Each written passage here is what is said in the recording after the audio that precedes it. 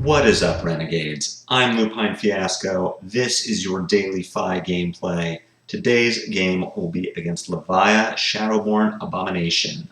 For anyone who's new to the channel, let me be the first to welcome you. What we do here is review games that I have played on Talishar days, weeks ago. I talk through my decision-making process and the line that I would take in a situation now. I compare that line to what I did at the time this game was recorded and compare the two outcomes to see which was better, which had the better outcome, affected the game state most positively for us. The point of doing this is to learn from our mistakes, see where I could have improved at the time, and how I can take that lesson forward to improve in the future.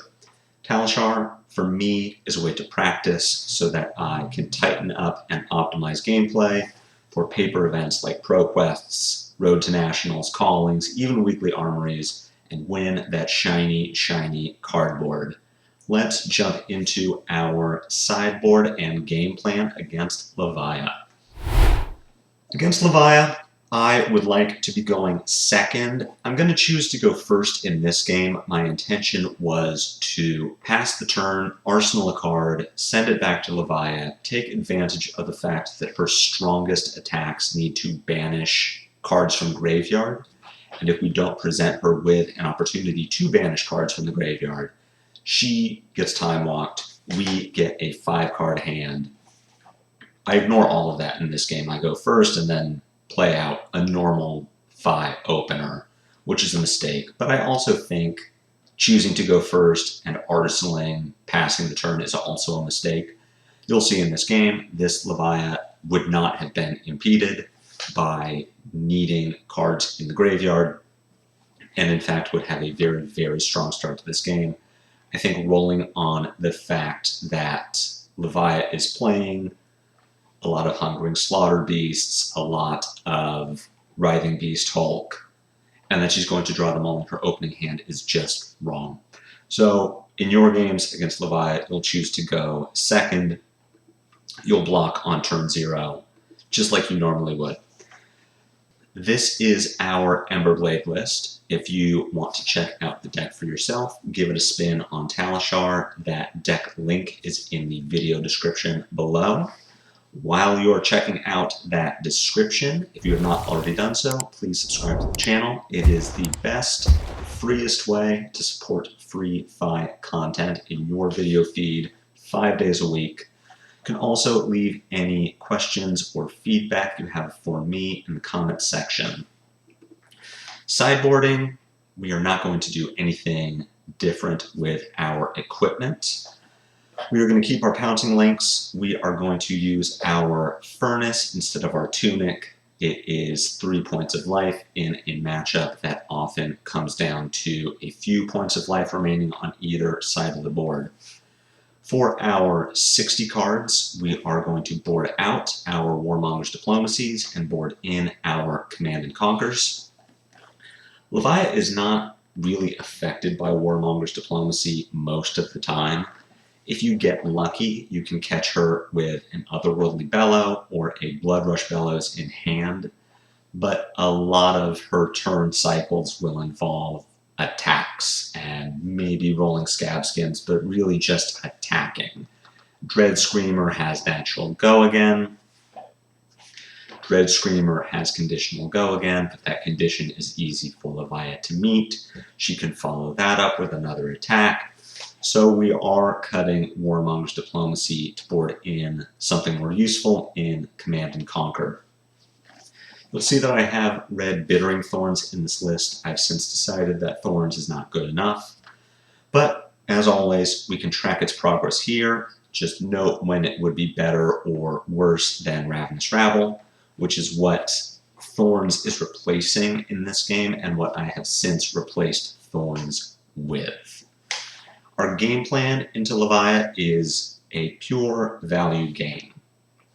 Her plan into us is to build up enough of a banished zone that when she flips into Blasphemet Consumed, she can play out the last few turns of the game with a 5-card hand and really just outvalue us. She is fine to block. She can utilize 2 and 3 card hands. On her biggest turns, she can utilize 4, but more often what she is going to do is block 2 cards, build up her graveyard, attack with 1 or 2 attacks on her turn to chip down life, then kill us with a good Blood Rush Bellows, or flip over into Blastomet and kill us with 5 card hands. So we are not necessarily racing her, we are looking to get maximum value in our turn cycle. If you get more value by blocking than you would get from attacking, you should be blocking in this matchup. We are trying to set up a big Art of War turn, and the reason we're trying to do it more here than in our other matchups is we really want to push Levia past 13 life on one big attack. So we're fine to whittle her down by playing the value game, not playing the ultra offensive no block game, because we want to set up this situation where we Art of War and we finish her, Pouncing Link, Snapdragon, finish her to push her past 13 life so that she cannot flip into Blastomet Consumed. Blastomet Consumed needs Levia to hit 13 points of life remaining due to blood debt. If we can push her to 13 life or beyond it, she can no longer flip. She will not have the opportunity to flip into Levia Redeemed unless she's playing a wild deck. And at that point, we likely kill her through value. We continue to play better off of 4 cards than she does, or she draws into the Levia hand of no way to banish attacks from graveyard, and she dies to her own blood debt. With all of that said, let's jump into this game and we can see how it all comes together. Here we are, remembering that we chose to go first and immediately screwing up because we are stupid. We have a Spreading Flames in hand. We would like to arsenal it, and we can play this hand out in such a way that we utilize our cards, we potentially leak some damage over Levia's blocks, and we throw the Spreading Flames in arsenal. Real nice and easy Rising Resentment, Emberblade, Phoenix Flame, Snatch. Looking over at Levia's side of the board, we see that she is very defensive, not running the Grasp of Darkness, instead running Gambler's Gloves, but she has the Flesh Bag, Carrion Husk, and Scabskin Leathers. It's quite a bit of block for us to chip through, and Carrion Husk in particular is going to negate a lot of the damage that we can deal on our big Devil Finisher turn. Hopefully we can get that out of the way early, but more than likely we are going to need to push Levia a little closer to 13. We can also see that this Levia is not running Blastomet Consumed. The Talishar interface would have the Demi-Hero up next to Scowling Fleshbag if it was in Levia's sideboard. So our whole thing about push her over 13 is not as important here as it would be against Levia, who does have the Demi-Hero, but being able to double finish Levia, still just a good line of play to take. We do leak quite a bit of damage over the top of Levia's blocks. We can assume that she either has something she very much wants to keep in hand, or she has 2 non-blocks. Either one is possible. Playing the Art of War, pitching Deadwood Rumbler, neither of which block, we can assume that those were the 2 cards she had kept. Art of War choosing to banish an attack action to draw 2 cards and giving the next attack Go Again. This Command & Conquer does have Go Again, gets our double strike that we had chosen to arsenal. We're happy to have done that here. Spreading Flames would have been destroyed by the Command & Conquer. How are we going to play out this hand? We are in an awkward position where we have all reds. We could try to do some trickery with Flamescale Furnace here.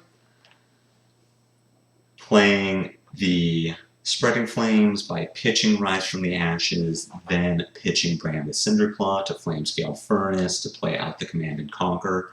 I don't like this line because of Carrion Husk.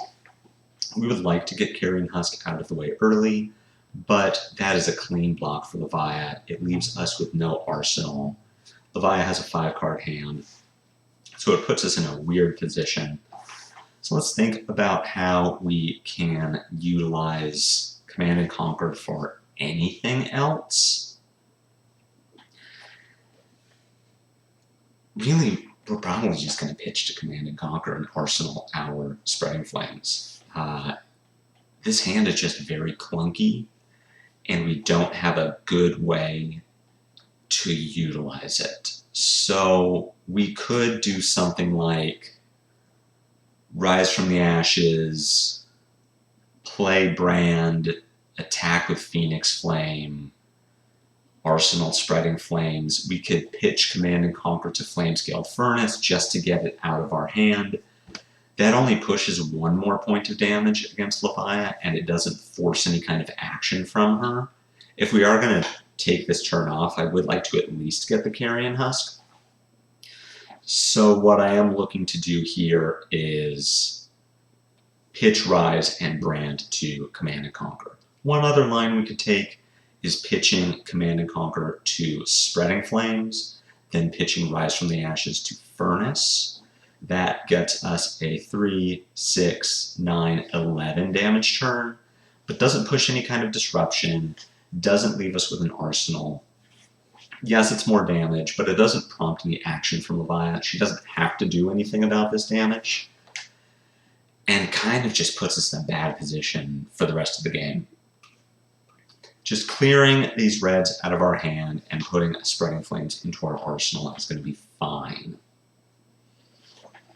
Levia blocking with a Command and Conquer, which is great, knowing that we're going to arsenal one of our best cards, and a Scowling Fleshbag is huge for us. Scowling Fleshbag is such a problem on your Spreading Flames or Art of War turns because it has the potential to banish a finisher, or at least something you need. So Levia playing Bloodrush Bellows, we can expect a pretty big turn out of her, but our hand is gas with this Spreading Flames. We're going to be able to do a lot of damage. So everything Levia is throwing at us, we're going to take. She makes us bleed for it, choosing to block with our Flamescale Furnace just to make sure that we get that defensive value. This game is probably not going to last much longer, and we don't want to miss out on a potential point of life that could be very relevant. How are we playing out this hand? We are starting with our Spreading Flames, pitching our Soulbead Strike. We'll follow that up with Flame Call Awakening that finds a Phoenix Flame. We have a couple lines of play where we either pitch the Phoenix Flame to our Emberblade, or we attack with 2 Phoenix Flames. Likely we're going to break Max of the Pouncing Links to find a Lava Burst or Salt the Wound, depending on how Levia chooses to block. So there is a bit of added value by pitching our Phoenix Flame to the Emberblade, then getting our Shuko trigger from Lava Burst or Salt.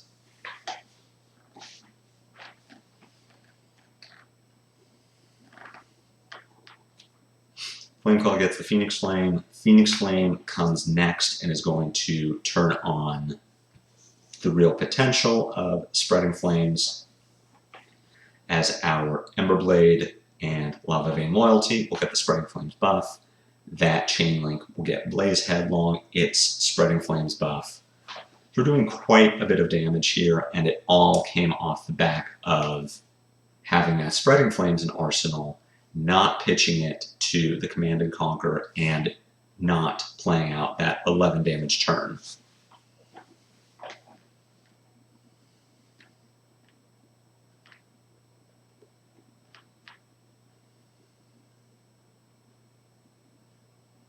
At this point, we break Lava Vein Loyalty, we grab Salt the Wound. Honestly, it might be a bit early. Perhaps Levia would have been less inclined to block some of this damage if she didn't think that Salt the Wound was coming. The reason we're taking Salt the Wound instead of Lava Burst, despite Salt not getting the Spreading Flames buff, is that Salt would deal as much damage as a Lava Burst would. In this case, it's dealing more. If your Salt the Wound and Lava Burst will deal the same amount of damage, grabbing your Salt rather than your Lava Burst is generally a better play. The reason for that is if you get into a late game situation where the opposing hero is going to be blocking a lot of your attacks, Salt the Wound is really never going to be more than 2 or 3 points of damage, but Lava Burst will be 5 points of damage, assuming you can trigger the Rupture.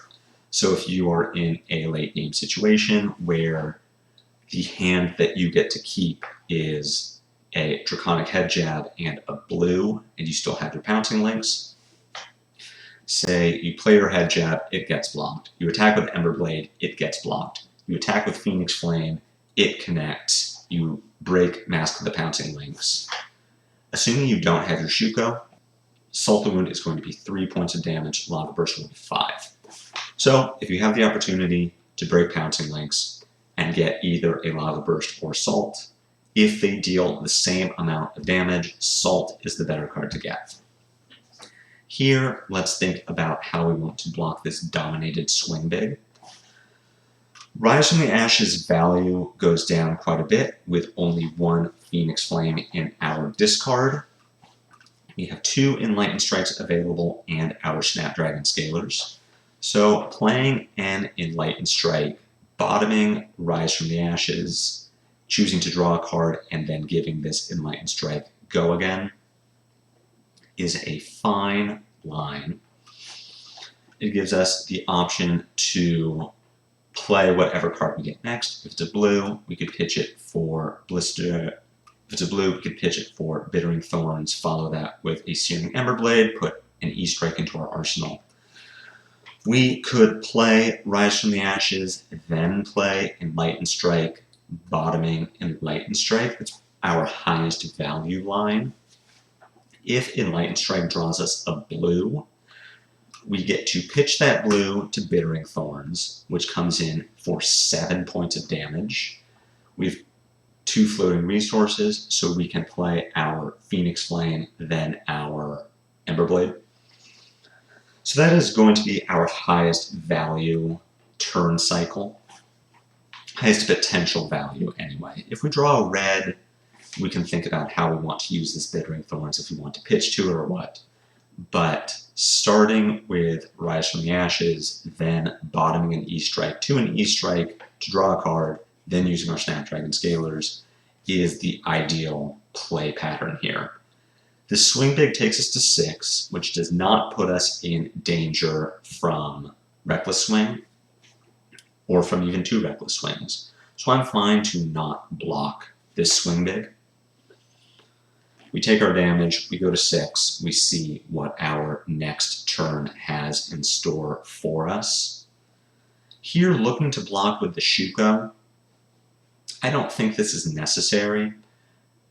I don't know if we'll be getting any more Shuko value this game on offense, but there's no real difference between 8 and 6 at this point in the game. Neither one leaves us dead to Reckless Swing, so I might have liked to save the Shuko just in case we were going to trigger it, or just in case we can stop an on-hit on Levia's next turn. We draw a red from our Enlightened Strike, so not ideal. Let's think about how we want to play out this turn cycle. We have 2 options here. We want to play our Bittering Thorns, because Bittering Thorns for 7 has a very high chance of hitting the on-hit triggers and makes our next attack stronger. The question is, are we pitching our Phoenix Flame or are we pitching our Lava Vein Loyalty? If we pitch the Phoenix Flame, this Bittering Thorns is 7. It is followed by Lava Vein Loyalty for 4. It's a total of 11 points of damage. Gets a card out of Levia's hand, and if she only blocks with that one card, it puts her to 1.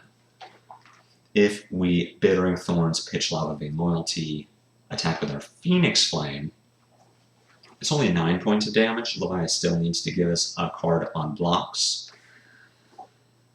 We have no other Phoenix Flame in our discard, so pitching our Phoenix Flame here really lowers our damage potential in future turns.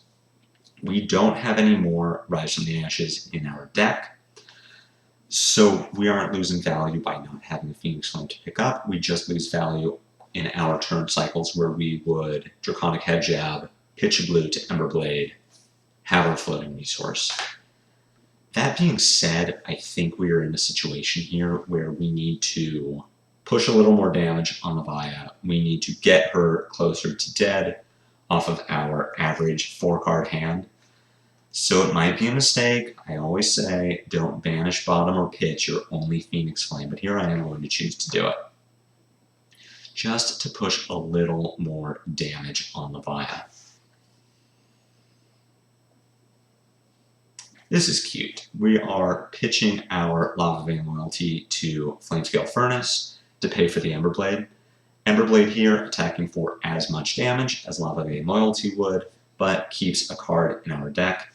We are definitely not going to fatigue against Levia, but it's good practice, right? Because there are other heroes we may go to fatigue against, and finding these ways to keep cards in our deck while pushing the same amount of damage is good. That is a good thing to do. Drawing into a Rise from the Ashes here, which I could have sworn I didn't have. So we are punished for not having that Phoenix Flame available. We could present a little more damage if we still had this Rise. Here, Levia coming for 6 with Dread Screamer, likely following this with a Mandible Claw. This is 9 damage. We would like very much to stay above 2. As this is Brute, we need to play around Reckless Swing. Ideally, we would play around 2 Reckless Swings, but it just can't be done based on where we are life total-wise. So the 2 cards I would like to keep from this hand are Bittering Thorns and Lava Vein Loyalty. It would be nice if we still had our Phoenix Flame in discard, because we could keep Brand and Rise from the Ashes and still present 7 points of damage. We would be able to block with our Lava Vein Loyalty to preserve an extra point of life. But keep in mind that if we had kept our Phoenix Flame, if we had pitched our Lava Vein Loyalty to the Bittering Thorns instead, Levia would be at 3, and this turn would not be nearly as potent. So we want to keep Bittering Thorns and Lava Vein Loyalty. That presents 7 points of damage from a 2-card hand.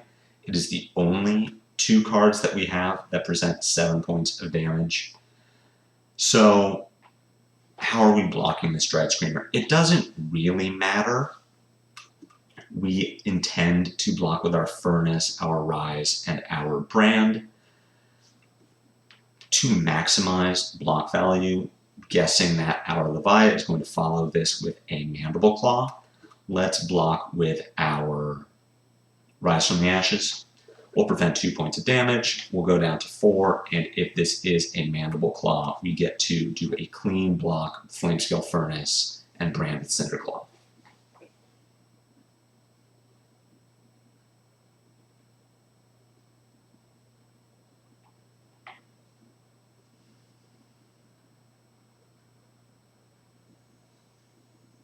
Taking a different line on that block, ultimately it doesn't matter. Levia following this up with Scab Skins, rolling a 1, then breaking the Gambler's Gloves to get 2 action points. Claw Claw is going to put us to 1, which puts us dead to Reckless Swing. Thankfully, Levia just pitched 1, so she only has a maximum of 2 left in her deck. She absolutely could draw into 1 here and just lose the game. We cannot block this Mandible Claw, because if we block this Mandible Claw, we definitely lose. We could block this with our Lava Vein Loyalty, go to 3, and not be able to attack with the Bittering Thorns. We arsenal it and just die to whatever Levia does next.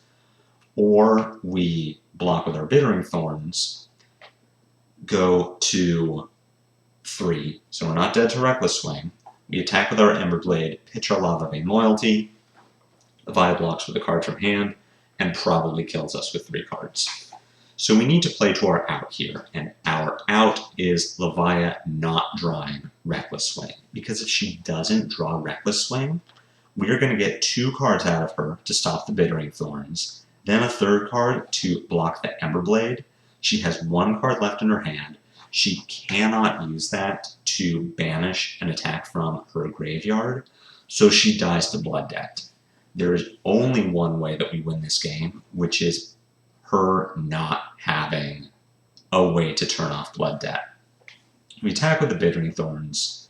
We see that Levia, maybe she's slow rolling us, but she doesn't immediately block with Reckless Swing, which makes me feel good about us not being dead.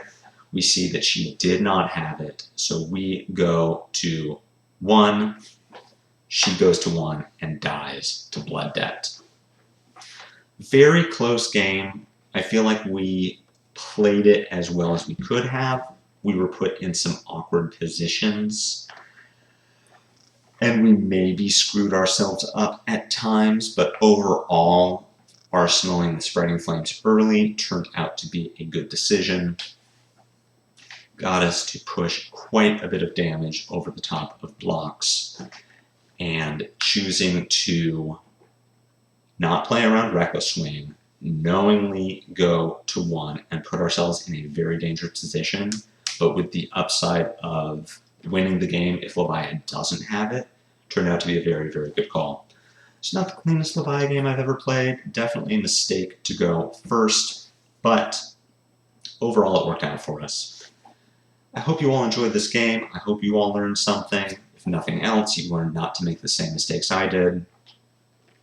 If you have any questions or feedback for me, leave it in the comments section below.